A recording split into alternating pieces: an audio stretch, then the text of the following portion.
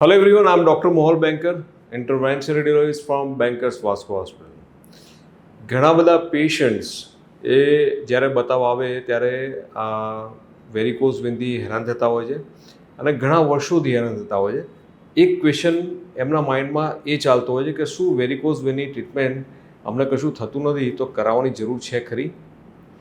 બહુ જ important question છે અને એની જ આજે આપણે ડિસ્કસ કરીશું. આ એક કેસની વાત કરીએ જેમાં તમારો આજે સવાલનો જવાબ તમને મળી જશે. જનરલી વેરિકોઝ વેન્સ ઘણા લાંબા સમય સુધી તમને હેરાન નથી કરતી મતલબ કે એ સિમ્પ્ટોમેટિક રહે છે, પેશન્ટને કોઈ કમ્પ્લેન નથી હોતી. પણ જ્યારે કમ્પ્લેન કરે ત્યારે એ ઘણી રીતે એ આપણને હેરાન કરતી હોય છે. અને એનું એક ક્લાસિકલ એક્ઝામ્પલ છે કે તમે જોશો કે આ પેશન્ટને બંને પગમાં વેરિકોઝ વેન છે. આ જે નાના નાના જે તમને બ્રાઉનિશ ડોટ્સ દેખાય છે, this is the venous eczema. Long standing, જ્યારે ઘણા લાંબા સમય સુધી વેરિકોઝ વેન્સ હોય અને ઇમ્પ્યોર બ્લડ લાંબા સમય સુધી સ્ટેગ્નન્ટ થયેલું હોય તમારા પગમાં અને એને કારણે જે સ્કિન ચેન્જીસ ડેવલપ થાય એ આવી રીતે વિનસ એક્ઝેમા ડેવલપ થાય. પણ ઘણીવાર આ જે અશુદ્ધ લોહી જે વેરિકોઝ વેનો ભરી રહે છે, જેમાં ઓક્સિજનનું લેવલની માત્રા ઘણી બધી ઓછી છે, એની અંદર જ્યારે ઇન્ફેક્શન ડેવલપ થાય છે ત્યારે પેશન્ટ્સ બહુ જ હેરાન થાય છે. આ જ પેશન્ટની વાત કરીએ તો તમે એનો આ પગ જોશો અને આ પગ જોશો તો અહીંયા તમને એક લાલાશ કરીને આ તમને સ્કિન ચેન્જીસ ડેવલપ થયા દેખાશે. પેશન્ટને વેરિકોઝ વેન બંને પગમાં છે પણ સિવિયર પેઇન સાથે પ્રેઝન્ટ થયું અને આ વેરિકોઝ વેન ઇન્ડ્યુસ સેલ્યુલાઇટિસ છે. વેરિકોઝ વેન્સના પેશન્ટમાં because of the disturb blood circulation જે સેલ્યુલાઇટિસ એટલે ઇન્ફેક્શન લાગવાનું ઘણું બધું કોમન છે.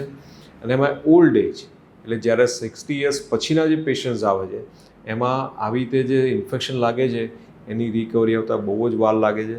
ઘણીવાર 3-4 મહિના નીકળી જાય છે. ત્યાં સુધી પણ એન્ટીબાયોટિક તમે આપો તો પણ એટલી બધી ફાસ્ટ રિકવરી આવતી નથી હોતી.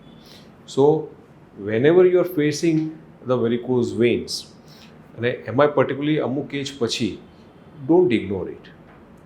એને તમે એટલીસ્ટ તમે કશું ના કરો તો કંટ્રોલમાં રાખો સ્ટોકિંગ પહેરીને. There are few medicines available કે જે વિનસ પ્રેશર ડાઉન કરે, એને કારણે આવી રીતે સેલ્યુલાઇટિસના ચાન્સીસ ઘટી જાય. There are few other things જેમ કે તમે આપણે વેરિકોઝ વેનના પેશન્ટ્સને ઘણીવાર અમે કહેતા હોઈએ છીએ કે જ્યારે તમે બહાર તમે પબ્લિક પ્લેસમાં જાઓ છો, ગાર્ડનમાં જાઓ છો, કોઈ મંદિરમાં ચાલવા જાઓ, મંદિરમાં જઈને આવો જે બેર ફૂટ ચાલો છો તો there are high chances of infection. કારણ કે તમે જ્યાં પગ રાખો છો એની પહેલાં તમારા પહેલાં 10 જણે પગ રાખેલો છે અને એમાંથી એ બેક્ટેરિયા એન્ટર થવાના ચાન્સીસ ઘણા બધા વધારે હોય છે. અને આવી રીતે જ્યારે પણ તમે જાઓ છો તો હેવ અ ડેટોલ વોશ. જ્યારે ઘરે પાછા આવો સૂતા પહેલાં ગરમ પાણી, થોડું અરસેકું ગરમ પાણી લઈ અને ડેટોલના 5 ટીપા નાખી અને પગ એમાં ડુબાડી રાખો. સો આવું ઇન્ફેક્શન નહીં લાગે. Once the infection comes into the varicose vein patient, particularly in elderly patients, they suffer a લોટ. એટલે વેરિકોઝ વેન્સ જ્યારે પણ હોય અને એમાંય જ્યારે તમને આવી રીતે રેડિશ સ્કિન ડેવલપમેન્ટ શરૂ થાય, તાવ ના આવે, પેશન્ટ્સને મોટાભાગે લોકલાઇઝ ઇન્ફેક્શન હોય એટલે ફીવરની કમ્પ્લેન ના હોય પણ સિવિયર પેઇન હોય, ત્યાં અડો દબાવો તો સિવિયર ટેન્ડરનેસ હોય.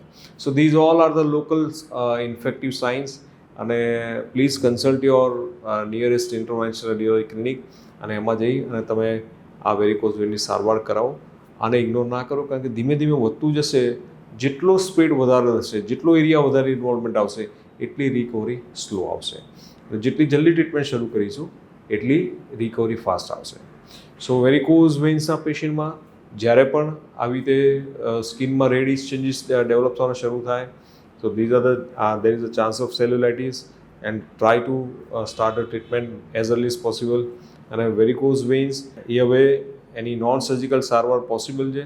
કોઈ પણ જાતના કટ ટાંકા વગર આપણે જે ગ્લુ ટેકનિકથી સારવાર કરીએ છીએ એમાં તો થોડા કલાકમાં પેશન્ટ ઘરે જઈ શકે છે અને પોતાનું રૂટીન કામ શરૂ કરી શકે છે. સો ઓપરેશનથી ગભરાવાની જરૂર નથી.